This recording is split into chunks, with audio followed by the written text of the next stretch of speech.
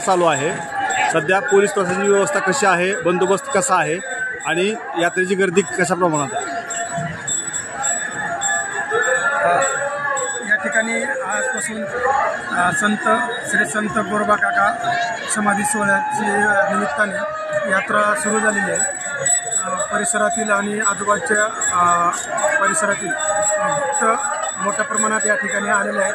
गर्दी बरीच झालेली आहे। पोलीस प्रशासनाकडून योग्य तो बंदोबस्त लावण्यात आलेला आहे। आमच्याकडे CICF तसेच लोकल पोलीस स्टेशनचे मोठ्या प्रमाणात पोलीस बंदोबस्त लावण्यात आलेला आहे। सध्या काही अडचणी वगैरे काही आतापर्यंत? अडचणी काही नाही, सर्व काही व्यवस्थित आणि सुरळीत चालू आहे। ट्रॅफिकसाठी आम्ही 2 ठिकाणी व्यवस्था केली आहे। धाराशिवकडून येणारी गाड्या धाराशिव बाजूने आणि लातूरकडून येणाऱ्या गाड्या लातूरच्या बाजूने अशा 2 ठिकाणी पार्किंगची व्यवस्था करण्यात आलेली आहे। तरी माझी सर्व भाविकांना विनंती आहे की त्यांनी आपली वाहने पार्किंगच्याच ठिकाणी पार्क करावीत। कुणीही वाहने आतमध्ये घेऊन येण्याचा प्रयत्न करू नये। पोलीस प्रशासनाला सहकार्य करावे अशी माझी सर्वांना विनंती आहे। काही नागरिकांचे नातेवाईक हरवले जातात, अशा वेळेस आपण काय करतो त्याविषयी काही? पोलीस चौकी येथे आपण माईकची व्यवस्था केलेली आहे आणि त्यावरून आपण अनाउन्समेंट करून लहान मुलं किंवा नातेवाईक हरवले असतील तर त्याचे अनाउन्समेंट करून पोलीस चौकी येथे येण्याबाबत सूचित करीत आहोत। हे गोरोबा काकांचा समाधी सोहळा आहे। वैराग्याचा महामेरू हा कुंभार श्री संत गोरोबा काकांचा हा चैत्र दशमी, नवमी, दशमी, एकादशी, द्वादशी आणि त्रयोदशीला समाधी सोहळा साजरी करून फुलं उधळून चतुर्दशीला काला होतो। जवळजवळ महाराष्ट्रातून आणि काही कर्नाटक राज्यातून दिंड्या ह्या वर्षी या काकांच्या समाधी सोहळ्यासाठी आलेले आहेत। परंपरेनुसार काल दशमीचं कीर्तन मनोहरदादा गोसावी फड माई पंढरपूर यांचं कीर्तन, आज एकादशीचं देवकरांचा मान असतो, उद्या द्वादशीला थोबडेबुवांचा मान आहे आणि त्रयोदशीला पुन्हा समाधी सोहळ्यांचं कीर्तन होईल मानाचं। सर्व दिंड्या सर्व फडकरी मिळून द्वादशीला अभिषेक करून महापूजा करून काही मान्यवरांच्या आणि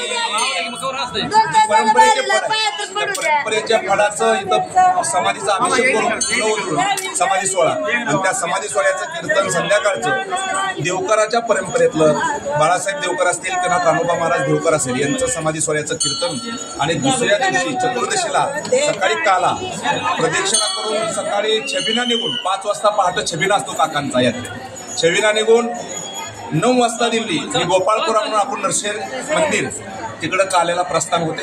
काला करून दुपारी 1-2 वाजता इथं येऊन काका समाधीस्थ होतात आणि नंतर मग आपला महाप्रसाद घेऊन लोक जातात।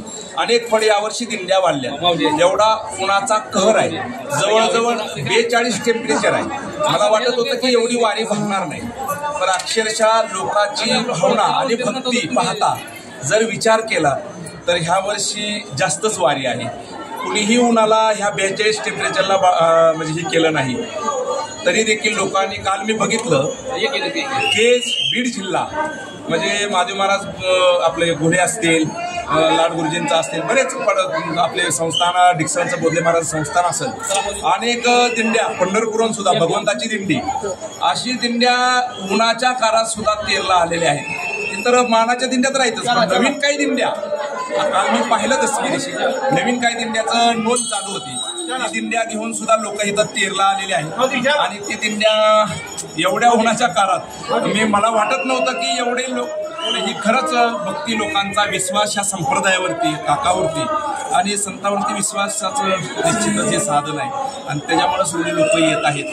एवढीच गोरबाकाकांच्या चरणी प्रार्थना आहे की संकट उन्हाचं एवढं जाऊ दे आणि सुकाळ शेतकऱ्याचा होऊ दे, पाऊस खूप पडावा अशीच गोरबाकाकांच्या चरणी रामकृष्ण. पुजारी म्हणून आपण भाविकांना काय आवाहन कराल किंवा त्यांना काय आशीर्वाद द्याल? गर्दी तर खूप आहे, उन्हाचा पहारा खूप मोठा आहे. आम्ही काही लोक स्वयंसेवक लावलेले, आम्ही स्वयंसेवकाला सांगितलं बारी किती लांब आहे, तर खूप लांब गेलेले.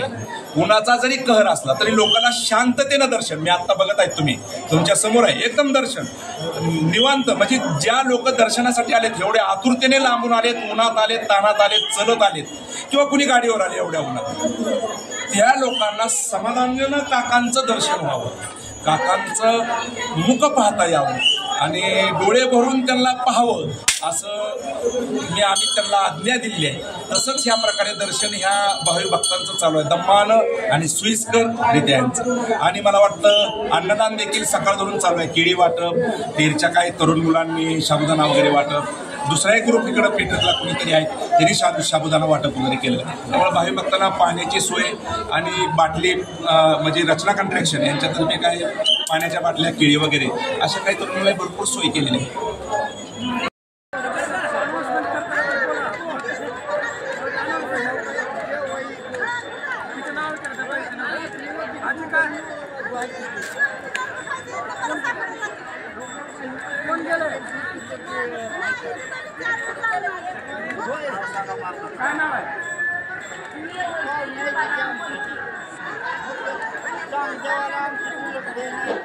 निवृत्ती तुकाराम मडके ज्या ठिकाणी असेल त्यांनी तात्काळ पोलीस चौकी येथे यावे.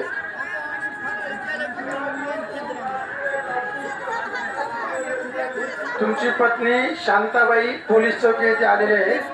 निवृत्ती तुकाराम मडके ज्या ठिकाणी असेल त्यांनी तात्काळ पोलीस चौकी येथे यावे.